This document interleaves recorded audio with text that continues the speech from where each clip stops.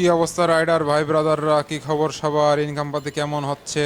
আজকে মঙ্গলবার জুন 16, 2026 সকাল 10টা বাজে মোহাম্মদপুর থেকে রাইড শেয়ারের জন্য বের হয়েছি। প্রথমে একটা ইন্ডিয়াইভে টিপ নিছি, স্টিপটাকে রিসিভ করতে যাচ্ছি ভাইটাকে। ভাই যাবে তেজগাঁ সাউথ ইস্ট ইউনিভার্সিটি। 9টা 56 সময় ইন্ডিয়াইভে কলটা রিসিভ করছিলাম, পাশেই ছিল।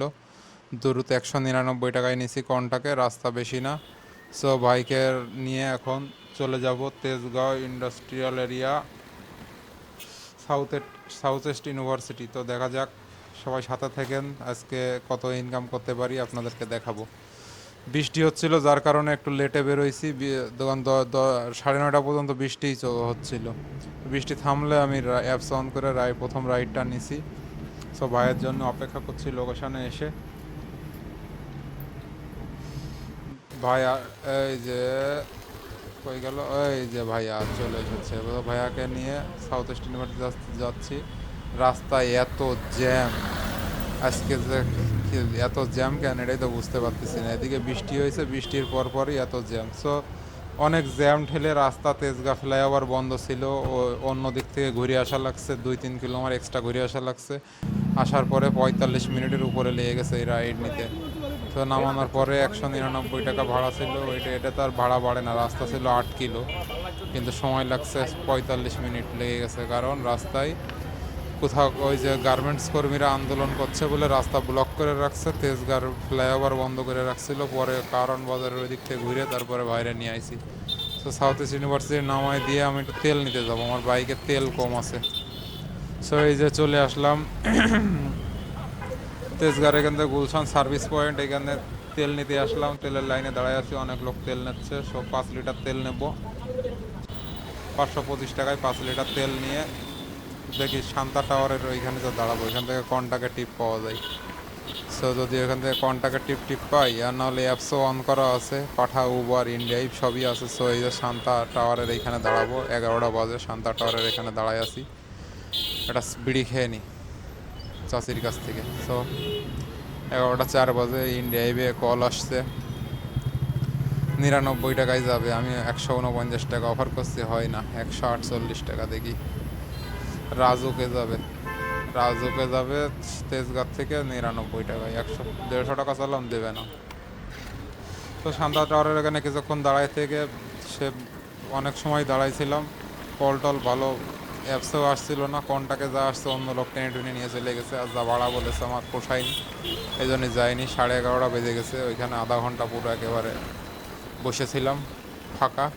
আধা ঘন্টা বসে থাকতে থাকতে এদিকে সে আন্দোলনের কারণে সামনে যে জ্যামগুলো এখনও ছাড়ায়নি, পুরো তেজগাঁ এলাকা জাম হয়ে আছে। এই কারণে আমি আরও যে ওই দিকের বিভিন্ন দিকের কল আসছিল, পাঠাও, উবারে, ইন্ডিয়াইভে সব জায়গায় কল আইছে, কিন্তু কল রিসিভ করিনি। সব ওই দিক দিয়ে যে জ্যামের ওই দিক দিয়ে যাওয়া লাগবে, ওই দিক দিয়ে আমি অ্যাকসেপ্ট করিনি। না করে এখানে এসে একটু বসলাম, হালকা নাস্তা পানি করবো। 11:30 বাজে এখন। আজকে প্রথমেই কুফা লেগেছে। লিডার বোর্ডে তো এদিকে ফাটাফাটি অবস্থা, 1500 টাকা ইনকাম করে ফেলাইছে দুইজন। এরা যে কখন বের হয়। যাই হোক, সময় চলে যাচ্ছে, 12টা বেজে গেছে। এইখানে আবার একটু নাস্তা করে নিলাম। নাস্তা করে নিয়ে শুধু জ্যাম দেখছি, রাস্তার জ্যামই ছাড়াই না। কয়েকটা কল আসছিল, কিন্তু আমার মোটেও ভালো লাগতেছে না আজকে। মানে জ্যাম দেখে, চোখের সামনে এরকম জ্যাম দেখে পুরো রাস্তা লক হয়ে আছে। আবার একটা কল আছে, এটা আগারগা যাবে, তা 107 টাকায় যেতে চাই আগারগা। আমি 149 টাকা বলেছি। আগারগার দিকে যাবো, যাই যে দেখি কি হয়। উবারে কল আসছে বনানি, এইখান থেকে যাবে, ওই জ্যাম ঠেলে যাওয়া লাগবে। আবার কেটে দিছি এই জন্য। দেখি আগারগাঁটাও হয় কিনা, আগারগাঁটাও হইলে যাবো। এই যে আর একজন যাবে 150 টাকায়, পল্লবী। ওরে বাবা, 12 কিলো আর 13 কিলো রাস্তা 150 টাকায় যাবে। 199 টাকা অফার করলাম, দেখা যাক কি হয়, কি বলে কাস্টমার। ভাই ব্রাদাররা, লাইক দিয়েন, কমেন্ট করেন, ভালো লাগলে শেয়ার করেন। আমি প্রতিদিন রাইড শেয়ারিংয়ের ভিডিও আপলোড করি ডেইলি। আমার সাথে যেসব ঘটনা ঘটে সেগুলোই আপনাদেরকে দেখাই ডিটেলসে। এই যে মিরপুরেরটা, আবার এই একটা আসছে, যাবে হচ্ছে যে বসুন্ধরার ওই পারে, 173 টাকায় 11 কিলোমিটার রাস্তা। কলটা ধরেছি, কল তো ধরে ফেললাম, কিন্তু কেন জানি ওইদিক যেতে ইচ্ছা করছে না। এখন সে আগারগার ওই দিকেই যেতে ইচ্ছা করছে। আমার কাছেই আছে কাস্টমার, 350 মিটারের ভিতরে আছে, কিন্তু যাতে লাগবে 10 মিনিট, কারণ রাস্তা ফুল লক। ক্যান্সেল করে দিলাম, এই 10 মিনিট জ্যাম হইলে এখন যাব না। ক্যান্সেল দেখি আগারগাঁওটা হইলে আমি আগারগাঁওর দিকে যাইতে চাই, কারণ ওইখানে গেলে ভাই ইনস্ট্যান্ট ট্রিপ পাবো। সো আগারগাঁওর বাইরে আবার 149 টাকা অফার করলাম, দেখা যাক কি হয়। ধর 12টা 31 বেজে গেছে, এদিকে আবার কেটে দিল। ঠিক আছে ভাই, 107 টাকা ধরে বেলাইছে।